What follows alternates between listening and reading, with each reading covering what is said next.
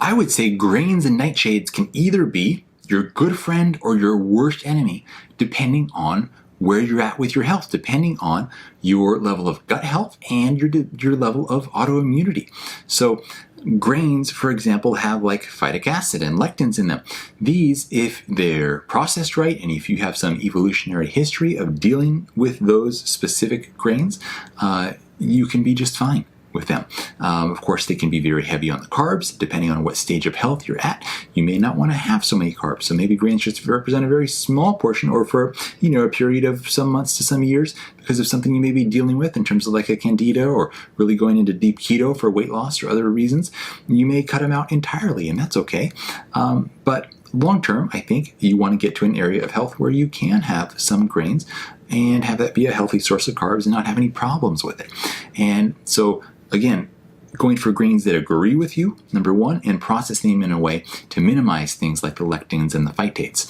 So soaking them is one piece of that that's very, very important to keep in mind. And so that's the grains part of things. But of course, you don't want to go overboard on grains. Like for me, I'll have a little bit of quinoa, a little bit of millet. I don't have them as a huge staple in my diet, but I do have them with frequency, and I do really well with them. That's me personally.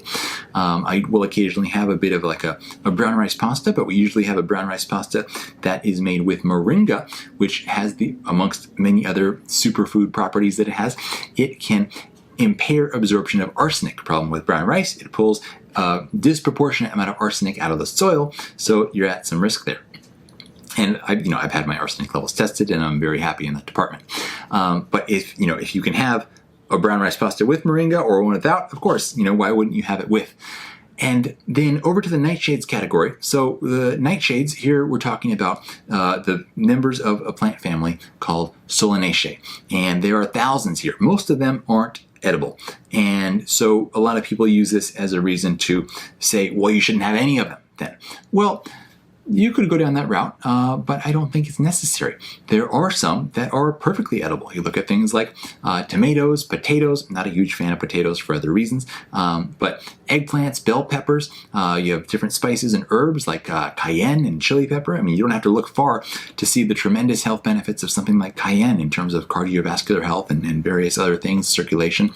And then two things that a lot of people don't realize are nightshades: ashwagandha and goji berries. I mean, the list of benefits of those two are endless in terms of hormone health, in terms of brain health, in terms of HPA axis regulation, in terms of building that core kidney adrenal energy, for goji in terms of eyesight and anti-inflammatory effects. So many things, right? But they are nightshades. So why do some people react to nightshades and other people are just perfectly fine?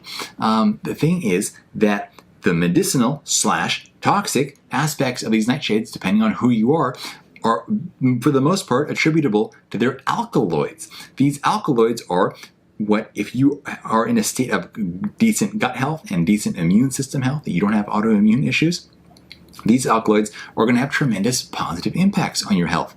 And so it's not really the food's fault, right? The food is the same, whether it's going into somebody that it helps or somebody that it hurts.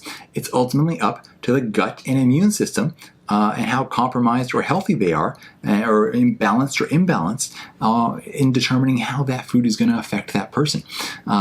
Now, there is one group of people who pretty much categorically should avoid nightshades generally, and this is people with arthritis, because it is just too much for them to deal with. But for people who don't have arthritis, then I would say you see how you do over time. You test the waters, and you keep working on your gut health, keep working on regulating your immune system. You can look at herbs like reishi to help balance out the immune system, and cutting out pro-inflammatory things out of your diet, and work ultimately on your gut health, because so much autoimmunity is tied back to problems with gut health. So there, I'm not going to even go down the gut health rabbit hole, because we've got many other videos all about that, which you can check out. But I think ultimately, in the vast majority of situations, whether or not you're going to be able to do well with a moderate amount of grains and whatever amount of nightshades is going to depend on the state of your gut and the state of your autoimmunity, and those two are actually very connected to each other as well.